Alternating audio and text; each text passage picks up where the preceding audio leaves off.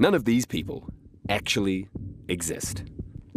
This is not Barack Obama, this is not Morgan Freeman, and that is not Tom Cruise. I'm gonna show you some magic. Everyone you're seeing is a deepfake, computer-generated mimicries of real people. I would like to welcome you to the era of synthetic reality. Technology once the purview of Hollywood, now available to all. Anybody who wants to do a deepfake can probably do one from home. Dr. Andrew Chen is a research fellow at Auckland University and warns deepfake technology is rapidly outpacing our ability to regulate it. At the moment, a lot of these images that are being created, you can still tell that they're not quite right. We'll probably see those issues start to fade away over the next couple of years. So pretty soon these deepfakes are going to be indistinguishable from the real thing? Yeah, you know, there's just not going to be a way for us to be able to distinguish that this is a real image versus one that's been generated by a computer. The political consequences of pixel-perfect deepfakes could be dire. We have actually seen deepfakes be used in elections over the last couple of years already, but their impact has been relatively muted because generally we've been able to tell that those are deepfakes, and most people have been able to ignore it. If we get to the point where the deepfakes are indistinguishable from the real thing, then we are going to have to rely on our other defences. Defences like public education or new regulation. Slow-moving tools for a fast-moving problem. But there are no short-term fixes, unfortunately, and there hasn't been enough funding or resourcing put into exploring the regulatory responses to these types of technologies. And with an election approaching, Andrew warns things will likely get worse before they get better.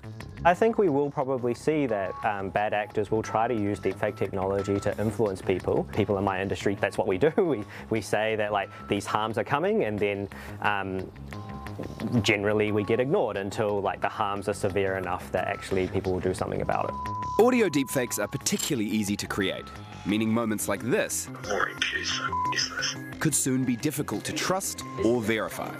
In a world where anything is fakeable, everything is deniable. You are fake news. You need to have trust in a society's institutions in order for a society to function well. Losing that trust, engendering distrust in the media forms, has massive ramifications. Experts like Sarah hope New Zealand could be a world leader in our deepfake response. We are often seen as a nation that can mediate between international groups because we exist almost outside of a lot of things. So I think we have a unique opportunity here. Pointing to the Christchurch call as a model for cooperation between nations and tech giants. We're never going to be able to stop an individual doing a deepfake.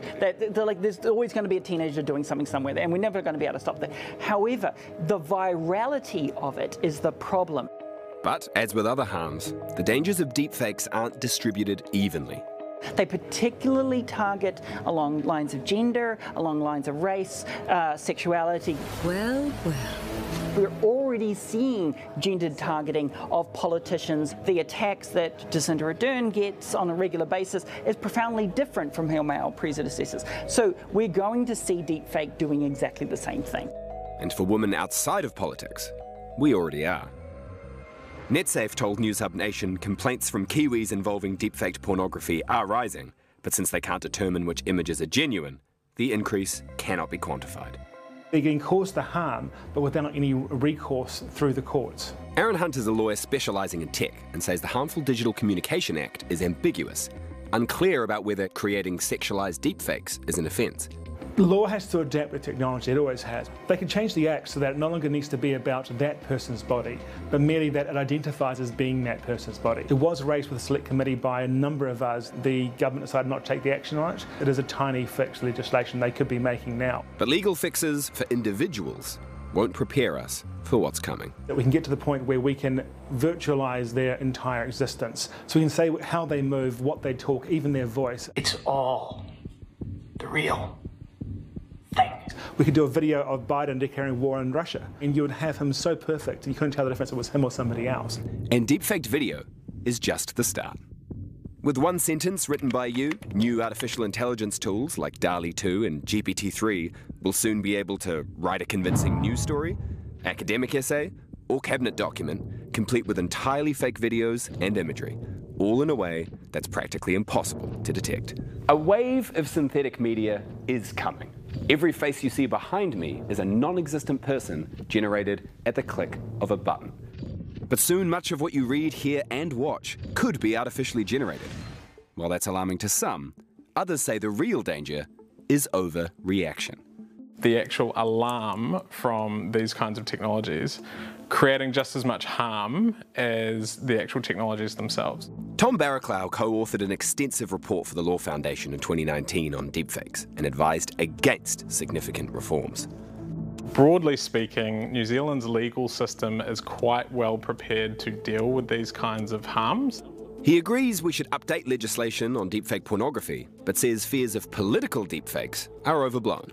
I think that issue is already here, and we've dealt with it. A journalist would seldom take, audio-visual material showing something extremely inflammatory around a politician and not also reach out to them for comment and say, is this accurate? Is it true? Is that you in the video? He also argues regulation risks limiting freedom of expression. And I want to use one of these technologies to create a really engaging image that can convey my message much wider than I can. Then if we're intervening too heavily from a legal perspective, we risk undermining people's ability to do that. While others say inaction would be worse than risking censorship. I think we have a unique opportunity here. But if we don't take it, the opportunity for it to get worse is massive. So a wait-and-see approach, and a rapidly approaching world where seeing is no longer believing. That actually undermines, what it means to be a human in some sense. Our eyes now betray us.